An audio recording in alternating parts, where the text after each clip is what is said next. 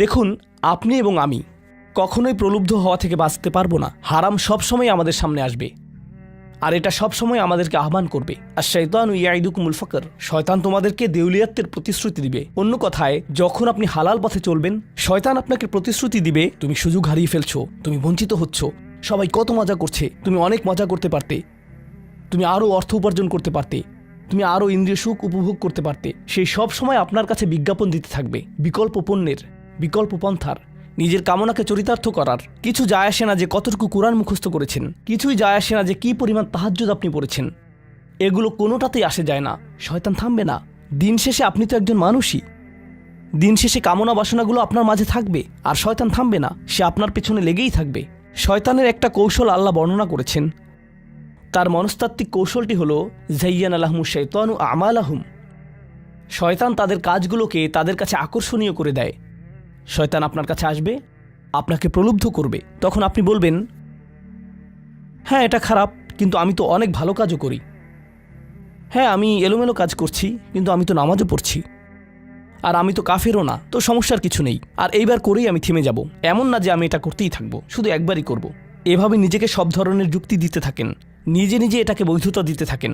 আপনার চিন্তায় এটা এখন আর অতটা খারাপ না। আর তারপর যখন এমন মানুষ চারপাশে থাকেন যাদেরকে বলেন যে এটা তো খারাপ, আর তারপর যখন এমন মানুষের চারপাশে থাকেন যাদেরকে বলেন যে এটা তো খারাপ, তারাও আপনাকে বলে, না ভাই কাম অন, এটা অতটা খারাপ না, থামো তো, এরকম কথা বলো না, না আল্লাহ ওইরকম না, আল্লাহ তোমাকে শাস্তি দিবেন না, কেন এরকম হতাশাজনক কথা বলছো, তুমি অতিরিক্ত চিন্তা করো।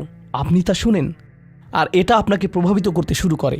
কিন্তু যখন কাজটা করে ফেলেছেন, যেটাই করেছেন, হতে পারে এটা অ্যালকোহল অথবা অন্য কোনো মাদক, এটা কারোর সাথে সম্পর্ক হতে পারে, সেটা যাই হোক, যখন নিজেকে বলেন যে এটাই শেষবার, কিন্তু এটাই শেষ তো না। কারণ যখনই কাজটা ঘটে যায় আর কয়েকদিনের মধ্যে অনুশোচনাও কেটে যায়, তখন মোবাইলে আরেকটা মেসেজ চলে আসে, তারপর আরেকটা দাওয়াত আসে, তারপর আপনি বলেন না এটাই শেষবার, আবারও সেই চক্রে আটকে যান, আর আবারও সেটা করেন, আর তা করতেই থাকেন। শয়তান ঠিক এটাই চেয়েছিল। মানুষ এই চক্র বন্ধ করতে পারে, আল্লাহর প্রতি নিবিষ্ট হয়ে বলতে পারে, ইয়া আল্লাহ, আমার বন্ধুরা কি বলেছে তাতে কিছু যায় আসে না, শয়তান কি ওয়াসওয়াসা দিচ্ছে তাতে কিছু যায় আসে না, কতবার এই বিভৎস চক্রে আটকা পড়েছি তাতে কিছু যায় আসে না। আমি ফিরে আসলাম, আমি ফিরে আসলাম, আমি ফিরে আসলাম 2 দিন অনুতপ্ত থেকে আবারও পাপে লিপ্ত হওয়া থেকে। আমি ফিরে আসলাম আপনার কাছে ক্ষমা চাওয়ার পর আবারও পাপ করা থেকে। ওয়ালাম ইউসিরু আলা মা ফাআলু ওয়া হুম ইয়ালামুন। তারা পাপ কাজগুলো বারবার করে না, আর তারা জানে যে তারা কি করছে। আমি সেই লোকদের অন্তর্ভুক্ত হব না? ওয়ালাইসাতিত তাওবাতু লিল্লাযীনা ইয়ামালুনা সাইয়্যাত। তওবা, অনুশোচনা তাদের জন্য কাজ করে না যারা পাপ করতেই থাকে। এমনকি তওবা করার পরেও এটা সেই মানুষদের জন্য না যারা এই চক্রে আটকে যায়। এটা তাদের জন্য যারা বলে, ইয়া আল্লাহ, আমি জাহান্নামে যেতে চাই না, আমি জাহান্নামের যোগ্য অনেক কাজ করেছি, কিন্তু এখন আমি থেমে যাচ্ছি। আর এটাই চূড়ান্ত। তারা হলেন আল্লাহর কাছে বিশেষ মানুষ। কারণ আল্লাহ জানেন এটা কতটা প্রলুব্ধকারী ছিল, আল্লাহ জানেন সেই আসক্তি কতটা শক্তিশালী ছিল, আল্লাহ জানেন পাপের কত গভীরে আপনি ছিলেন, আল্লাহ জানেন আপনার উপর শয়তানের সেই দীর্ঘ নিয়ন্ত্রণের কথা, আর আপনি সেই নিয়ন্ত্রণ ভঙ্গ করতে এবং আল্লাহর কাছে ফিরে আসতে সক্ষম হয়েছেন। আল্লাহর পথে আপনার এই যাত্রা অন্য মানুষের তুলনায় অনেক কঠিন। আপনার সামনের প্রলোভনগুলো অনেক শক্তিশালী, আপনার প্রতি অভিকর্ষের টানটি অনেক বেশি শক্তিশালী, আর এর সাথে লড়াই করে যেহেতু আল্লাহর কাছে এসেছেন, তাই আপনি বিশেষ মর্যাদা সম্পন্ন। এটা মনে করবেন না যে আমি তাহাজ্জুদ পড়ি না তাই আমি অতটা ভালো না, অথবা আমি আরবি জানি না, বা আমি এখনো সম্পূর্ণ কোরআন পাঠ করিনি আর আমি তাজবিদের নিয়মগুলো জানি না। না না না না না, আপনার বিশেষত্ব এজন্য না যে আপনি 17 বার হজ করেছেন। আপনার জ্ঞান এবং ইবাদতের জন্য আপনি আল্লাহর কাছে বিশেষ না, আপনি আল্লাহর কাছে বিশেষ মর্যাদা সম্পন্ন, কারণ আপনি পাপ থেকে বেরিয়ে এসেছেন আর আপনি শুধু তার ভয়েই ভীত। এটাই আপনাকে আল্লাহর কাছে বিশেষ মর্যাদা সম্পন্ন করে। তাই আপনিও ইবাদুর রহমান। তো এখান থেকে আল্লাহ আমাদেরকে সম্পূর্ণ বিপরীত দিকে নিয়ে যাচ্ছেন। এই প্রত্যেক শ্রেণী সম্পর্কে চিন্তা করুন, কিভাবে এগুলো আপনার সাথে প্রাসঙ্গিক, কিভাবে আপনি আল্লাহর কাছে বিশেষ মর্যাদা সম্পন্ন হতে চান, কিভাবে আপনি আল্লাহর নৈকট্য পেতে চান, কিভাবে আমি আল্লাহর নৈকট্য পেতে চাই। আমাদের কাছে এটা আসলে কতটা মূল্যবান। পাপ হলো এক প্রকারের ভালোবাসা। আমরা এর মোহে পড়ে যাই, আমরা এতে আসক্ত হয়ে যাই। আর এই অনুচ্ছেদটি আসলে ভালোবাসার একটা প্রতিযোগিতা। কারণ আপনি ইন্দ্রিয় সুখ ভালোবাসেন, আপনি এই পাপগুলোকে ভালোবাসেন, আর আপনি তা ছাড়তে চান না, কারণ এতে আপনার সুখানুভূতি নষ্ট হবে। আর অন্যদিকে আল্লাহ বলছেন, আমি আমার নিজের দ্বারা সেই সুখকে প্রতিস্থাপন করে দিব, আমি এটাকে আমার নৈকট্য দ্বারা প্রতিস্থাপন করে দিব। আল্লাহ এই সুযোগ দিয়েছেন। আপনার নিজেকে এই সমীকরণের আলোকে সিদ্ধান্ত নিতে হবে। আপনি এই পরিস্থিতিতে পড়বেন, অন্য কেউ জানবে না, কেউ জানবে না যে আপনার মাথায় কি সংগ্রাম চলছে, কেউ জানবে না, শুধু আল্লাহ জানবেন। আর প্রসঙ্গক্রমে উদাহরণস্বরূপ আপনাদের কেউ কেউ যখন হারাম সম্পর্কে জড়ান, নিশ্চিত বলছি না, আপনাদেরকে অভিযুক্ত করছি না, কোনো মানুষ, আপনারা না, কোনো মানুষ যাদেরকে আপনারা চিনেন, তারা হয়তো অনৈতিক সম্পর্কে জড়িত, আর আপনি তা থেকে বের হতে চাচ্ছেন। তো আপনি এই আলোচনা শুনে তাকে মেসেজ দিলেন, আমি আর এটা করতে পারবো না। সে উত্তর দিল, তুমি কি আমাকে ভালোবাসো না? তুমি এখন আমাকে ঘৃণা করো? তুমি কি মনে করো যে আমি তোমার জাহান্নামে যাবার কারণ? আমি কি এতটাই খারাপ? এখন আপনি বলছেন, না তুমি অতটা খারাপ না, না আমি তোমাকে ভালোবাসি, তুমি মোটেই খারাপ না, তুমি অনেক ভালো। ঠিক আছে, যদি আমার সাথে সম্পর্ক সমাপ্ত করতে চাও, আজকে রাতে আমার সাথে দেখা করো, আর আমার মুখের সামনে এটা শেষ করো। না, এটা আমি করতে পারবো না। ঠিক আছে, তুমি আমাকে ঘৃণাই করো, আচ্ছা ঠিক আছে, আমি আসছি। এটা আবার শুরু হয়ে গেল, আর এরপর আপনি আবারও তওবা করতে চান। দেখতে পাচ্ছেন, এটা শুধুমাত্র আপনি না, আপনি হয়তো আবেগগতভাবে কোনো কিছুতে জড়িয়ে যেতে পারেন, আর এখন আপনি আবেগগতভাবে ব্ল্যাকমেলের শিকার হচ্ছেন। এর দ্বারা আপনি খারাপ বোধ করবেন। আপনাকে এর বিরুদ্ধে যুদ্ধ করতে হবে, আপনাকে এটা অবদমন করতে হবে, আর আপনাকে উপলব্ধি করতে হবে যে আপনি হয়তো কাউকে হতাশ করছেন, কিন্তু আল্লাহকে সন্তুষ্ট করছেন। আর আপনি এটা শুধু নিজের জন্যই করছেন না, বরং এটা ওই মেয়ের জন্যও করছেন, বা ওই ছেলের জন্যও করছেন যে আপনার মেসেজের জবাব দিচ্ছে। সে আল্লাহর সামনে দাঁড়াবে, এটাও আপনি চান না। আপনি যদি তাকে আসলেই ভালোবাসেন, শুধুমাত্র যদি তাকে কামনা না করেন, বরং তাকে ভালোবাসেন, তাহলে আপনি তাকেও রক্ষা করতে চাইবেন।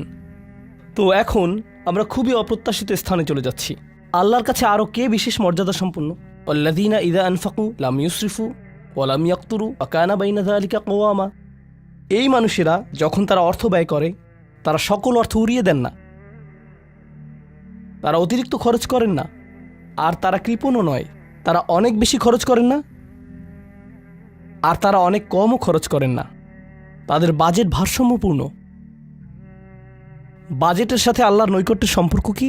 সম্পর্ক রয়েছে, কারণ আল্লাযীনা ফি আমওয়ালিহিম হাক্কুন মালুম, তাদের অর্থে অন্যদের অধিকার রয়েছে যা সুবিদিত। আপনার পিতামাতার অর্থনৈতিক সহায়তা প্রয়োজন, আপনার সন্তান, আপনার ভাই বোন, আপনার স্ত্রীর প্রয়োজন, এমন অনেক ক্ষেত্র রয়েছে যার জন্য আপনার অর্থ প্রয়োজন। কিন্তু যখন আপনি প্রয়োজনহীন জিনিসে আসক্ত হয়ে পড়েন, আর আপনার অর্থ যখন ব্যয় হয় সিনেমার পর সিনেমা, সিনেমার পর সিনেমায়, সাবস্ক্রিপশনের পর সাবস্ক্রিপশনে, গেমের পর গেম, এরপর গেমে, গাড়ির জন্য নতুন যন্ত্রাংশ কেনার পেছনে, যেই চাকা দেখতে উল্টো দিকে ঘূর্ণায়মান, তার প্রয়োজন আপনার নেই। সেগুলো আপনি দেখবেন না যখন আপনি গাড়ি চালাবেন, সেটা অন্য কেউ দেখবে। এগুলো ঘুরবে অন্য কারো জন্য, আপনার জন্য না। যন্ত্রাংশ অথবা ডিভাইস। আপনি নতুন আইফোন ছাড়াও বেঁচে থাকবেন, এতে কোনো ক্ষতি হবে না। স্যামসাং যদিও কিছুটা বিপজ্জনক, তারপরও অনেক বোনেরা পার্স অথবা ব্যাগের জন্য এমনটা করেন। ও আল্লাহ, এই ব্যাগগুলোর কোনোটার দাম কয়েক লাখ টাকা। বলছি না যে আপনি এগুলোর কোনোটাই কিনতে পারবেন না, কিন্তু আল্লাহ বলছেন ঠিক আছে খরচ করো, কিন্তু অতিরিক্ত খরচ করো না। আপনাদের কারো কারো জন্য আবার সবচেয়ে খুশির বিষয় হলো টাকা ধরে রাখা। আপনি স্ত্রীকে সাথে নিয়ে সুপার শপে গিয়েছেন, তিনি এক প্যাকেট দুধ নিলেন। আমাদেরকে এত বেশি দুধ প্রয়োজন, ছোট প্যাকেট নিতে পারো না? ডিসকাউন্টের জন্য অপেক্ষা করতে পারো না? এটা দুধ, এটা ডিম, এগুলো নিয়ে কৃপণতা না করলে হয় না? এমন মানুষ রয়েছে যারা প্রাপ্য মানুষদের টাকা ধরে রাখে। আপনার সন্তানদের অর্থ প্রয়োজন, তাদের চলার জন্য কিছুটা পকেট খরচ প্রয়োজন, আপনার স্ত্রীর কিছুটা অর্থ প্রয়োজন। যদি তিনি গৃহ ব্যবস্থাপনার দায়িত্বে থাকেন আর তিনি নিজে উপার্জন না করেন, আর তিনি আপনার কাছে বলেন আমি কি 500 টাকা পেতে পারি? কিসের জন্য তোমার টাকা প্রয়োজন? আমাকে সম্পূর্ণ প্রতিবেদন প্রদান করবে, সকল রিসিট দেখাবে। দাঁড়ান, 1 মিনিট থামুন। এটা লাম ইয়াকতুরু, এটা আপনার জন্য চ্যালেঞ্জ হতে পারে। আপনি যদি আল্লাহর নৈকট্য লাভ করতে চান, আপনার পরিবারের খাবারের প্রসঙ্গ আসলে তাদেরকে জঞ্জালের মতো বিবেচনা করবেন না। আপনার জন্য সর্বোত্তম খরচের খাত হলো আপনার পরিবার। নিজের পরিবারের সাথে এরকম খারাপ আচরণ করবেন না, কিন্তু অতিরিক্ত খরচও করবেন না। অন্যরা এমন আছে যারা টাকা উড়ায়। আল্লাহ হয়তো আপনাকে কিছুটা অর্থ দিয়েছেন, আর আপনি আপনার 16 বছরের সন্তানকে BMW কিনে দিলেন যাতে সে রাস্তার পাশে লাগিয়ে দিয়ে অ্যাক্সিডেন্ট করতে পারে, আর তারপর তাকে আরেকটা কিনে দিলেন। না না না, আপনি এমনটাও করতে পারবেন না। লাম ইউসরিফু ওয়ালাম ইয়াকতুরু ওয়া কানা বাইনা যালিকা কওয়ামা। তারা একটি ন্যায্য ভারসাম্যপূর্ণ পন্থা অবলম্বন করে এই দুই অবস্থার মাঝে অবস্থানের জন্য। পরবর্তী গুণটি আমার প্রিয়, মনোযোগ দিয়ে শুনুন। এরা সবাই একটি শ্রেণী, ওয়াল্লাযীনা লা ইয়াদউনা মা'আল্লাহি ইলাহান আখার ওয়া লা ইয়াকতুলুনা আন-নাফসা আল্লাতী হারামাল্লাহু ইল্লা বিল হক ওয়া লা ইয়াজনুন ওয়া মান ইয়াফআল যালিকা ইয়ালকা আসামা। তারা আল্লাহর পাশাপাশি অন্য কোনো উপাস্যের কাছে প্রার্থনা করে না, আর আল্লাহর পাশাপাশি অন্য কোনো উপাস্যের কাছে প্রার্থনা না করা অবস্থায় তারা কাউকে হত্যা করে না এবং তারা ব্যভিচারে লিপ্ত হয় না। তিনটি বিষয়, তারা আল্লাহ ছাড়া কারো কাছে প্রার্থনা করে না, এর সাথে রয়েছে তারা হত্যা করে না এবং তারা ব্যভিচার করে না। তিনটি বিষয় একসাথে। এটা তো অসাধারণ কোনো অর্জন নয়। কেউ বলতে পারে যে হ্যাঁ, আমি তো তালিকায় এসে পড়েছি, আমি কাউকে হত্যা করিনি। কিন্তু জানেন কেন এটা বৈশিষ্ট্যসূচক? কারণ এই বিষয়গুলো খুবই প্রাথমিক স্তরের, তাই না? অন্য অনেক কবিরা গুনাহ রয়েছে, কিন্তু আল্লাহ বলছেন যে তোমরা আল্লাহর কাছে বিশেষ মর্যাদার অধিকারী হতে পারবে যদি তোমরা শুধু এটুকু করো। কেন এটা বিশেষ মর্যাদাপূর্ণ? মক্কার মানুষদের কথা চিন্তা করুন, সেই সমাজের কথা চিন্তা করুন যার মাঝে কোরআন এসেছিল। সেই মানুষগুলো হাজার বছর ধরে শিরকে লিপ্ত ছিল। হত্যা তাদের কাছে সাধারণ বিষয়ে পরিণত হয়েছিল, জিনা কোনো বিষয়ই ছিল না। আর এগুলো বড় বিষয় ছিল না তাদের পূর্বপুরুষ অথবা তাদের পূর্বপুরুষ অথবা তাদের পূর্বপুরুষের কাছে। এগুলো ছিল জীবনেরই অংশ। জীবন ছিল গ্যাংস্টারের মতো। আর যখন তারা এই সকল কিছু ছেড়ে আল্লাহর কাছে আসলো, তাদের পরিবারকে বলেছিল যে ও তুমি তো এখন মুসলিম, কংগ্রাচুলেশনস। তাদেরকে সকল ধরনের বিভৎস অভিজ্ঞতার সম্মুখীন হতে হয়েছিল, তাদের প্রিয় মানুষদের কাছ থেকে, তাদের সমাজ থেকে, তাদের বন্ধুবান্ধবদের কাছ থেকে, কারণ তারা সেই অপরাধগুলো ত্যাগ করেছিলেন, তাই না? কিছু মানুষের জন্য শুধুমাত্র ঈমান গ্রহণ করা, শুধুমাত্র অপরাধী জীবন থেকে বেরিয়ে আসা, শুধুমাত্র জিনা থেকে বেরিয়ে আসা ছিল এতটাই বড়। আপনারা যারা সম্মানিত পরিবারে বেড়ে উঠেছেন, পরিশুদ্ধ পরিবেশের মাঝে ছিলেন, আপনার জন্য সেই ধরনের বিপত্তিতে না পড়াটা সহজ অথবা সহজতর। এখনকার সময়ে যে কোনো কিছুই সহজ, কিন্তু আপনাদের যারা অমুসলিম অবস্থা থেকে এসেছেন, আপনি চারপাশে অপরাধ সংঘটিত হতে দেখেছেন, আপনি চারপাশে মাদকের আসর দেখেছেন, আপনি চারপাশে নারী লিপ্সা দেখেছেন, প্রত্যেক সাপ্তাহিক ছুটির দিনই ক্লাবে যেতেন, আর তারপর আপনি আল্লাহর পথে আসলেন, আপনি ঈমান গ্রহণ করলেন। সেই জীবন থেকে আপনার এই যাত্রাটি ছিল বিশাল এক যাত্রা, আর আল্লাহ এটা স্বীকার করেছেন এবং বলেছেন যে এটা বেশ বড় ব্যাপার যে কিছু মানুষ এমনটা করেছে। শুধু এই বিবেচনায় তারা বিশেষ মর্যাদাময়, তারা অন্য কিছু জানে না, তাদের ব্যাপক কোনো জ্ঞান নেই, কিন্তু মূল বিষয় হলো তারা আল্লাহর সন্তুষ্টির জন্য হিজরত করেছেন, তারা সেই বড় পাপগুলো থেকে আল্লাহর অভিমুখে যাত্রা করেছেন। এটা অবিশ্বাস্য, কিন্তু এই আয়াতগুলোতে আল্লাহর করুণা এখনও সমাপ্ত হয়নি। প্রথমত সেই তিনটি বিষয় যা আমি উল্লেখ করেছি, শিরক বা আল্লাহ সম্পর্কে অশ্রদ্ধা প্রদর্শন করা, হত্যা এবং ব্যভিচার, এগুলো অনেক বড় পাপ। তো আল্লাহ কি বলছেন? ইউদাআফ লাহুল আযাবু ইয়াউমাল কিয়ামাহ ওয়া ইয়াখলুদ ফীহি মুহানা। এমন মানুষের জন্য শাস্তি দ্বিগুণ করা হবে, আর তারা সেখানে থাকবে অপমানিত অবস্থায়। এই পাপগুলো আল্লাহর কাছে ছোট বিষয় না, বিশেষত তিনটা পাপ একসাথে। কিন্তু প্রসঙ্গক্রমে সবচেয়ে খারাপ অপরাধ শিরক। সবচেয়ে খারাপ অপরাধের মধ্যে দ্বিতীয়টি হলো যখন আপনি একজন ব্যক্তিকে হত্যা করেন। এটা কাকে হত্যা করার সমতুল্য? গোটা মানবজাতিকে। এটা হলো দ্বিতীয় বৃহত্তম অপরাধ। আর তারপর তৃতীয় বৃহত্তম অপরাধ কোনটি? জিনা। এই তিনটি একসাথে এসেছে একটি আয়াতে। সেজন্য আল্লাহ বলছেন যে এই ব্যক্তিটি বিশেষ ধরনের শাস্তি পাবে, আর সে এই শাস্তিতে রয়ে যাবে অপমানিত অবস্থায়। কিন্তু এমনকি খারাপের ভিতর সবচেয়ে খারাপ, এরপর সবচেয়ে খারাপ ব্যক্তিটি, এই ব্যক্তিটি এজন্য সবচেয়ে খারাপ না যে সে একটি জিনিস করছে, বরং সে সবচেয়ে খারাপ কারণ সে তিনটি জিনিসই করেছে। এটা জাহান্নামের হ্যাট্রিক অর্জনের মতো। আর সম্পর্কে আল্লাহ কি বলছেন?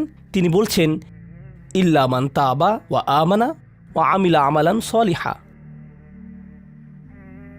অর্থাৎ যে অনুতপ্ত হয়েছে, ঈমানের পথে ফিরে এসেছে এবং তখন থেকে ভালো কাজ শুরু করেছে, তার জন্য নিয়মের ব্যতিক্রম হবে। এটা উপলব্ধি করাটা গুরুত্বপূর্ণ। আল্লাহ বর্ণনা করছেন নিকৃষ্টের মধ্যে নিকৃষ্ট, আর চেয়েও নিকৃষ্ট। আর তারপর বলেছেন এমনকি সেই ব্যক্তির ক্ষেত্রেও যদি সে আমার কাছে ফিরে আসে, আমি তাকে শাস্তিতে নিক্ষেপ করব না। কিন্তু এতটুকুই যথেষ্ট না। আমরা কথা বলছি ইবাদ আর রহমানের ব্যাপারে, যিনি অবিশ্বাস্য রকমের করুণাময় সত্তা। তো তিনি তাদেরকে শুধুমাত্র জাহান্নাম থেকে রক্ষা করেই ক্ষান্ত হবেন না, তিনি আরও কি করবেন? ফাউলাইকা ইউবাদদিলুল্লাহু সাইয়্যাতিহিম হাসানাত। সেই মানুষগুলোর মহাপাপগুলোকে প্রতিস্থাপিত করবেন। আর আমি আপনাদেরকে মনে করিয়ে দিচ্ছি সেই পাপগুলো কি? শিরক। ইন্নাশ শিরকা লাযুলমুন আযীম। হত্যা, কাআন্নামা কাতালান নাসা জামিআ, সে যেন গোটা মানবজাতিকে হত্যা করলো। এবং জিনা, ব্যভিচার, সবচেয়ে সবচেয়ে বড় পাপ এগুলো। আল্লাহ বলছেন যে পাহাড় সমান তাদের এই সমগ্র পাপ কাজগুলোকে আমি প্রতিস্থাপন করে দিব ভালো কাজ দিয়ে। কিন্তু তারা এখনও কোনো ভালো কাজ করেনি, তারা এখনও নামাজ পড়েনি, তারা এখনো ইবাদত করেনি, তারা এখনো হজ করেনি, তারা এখনো দান করেনি। তারা মূলত যা করেছে তা হলো অনুতপ্ত হয়েছে। আর এখন থেকে তারা ভালো কাজ করবে, আল্লাহর জন্য এতটুকুই যথেষ্ট। তাদের পাহাড় সম পাপগুলো নিবেন, যা তাদেরকে চিরকাল জাহান্নামে নিক্ষেপ করতে অপমানিত অবস্থায়, আর তিনি এই পাহাড় সম পাপগুলোকে নিয়ে পাহাড় সম ভালো কাজে পরিবর্তিত করে দিবেন। এটাই আল্লাহ করবেন তাওবাকারীদের জন্য। আপনিও বিশেষ মর্যাদার অধিকারী হবেন। শুধু তাওবা করুন।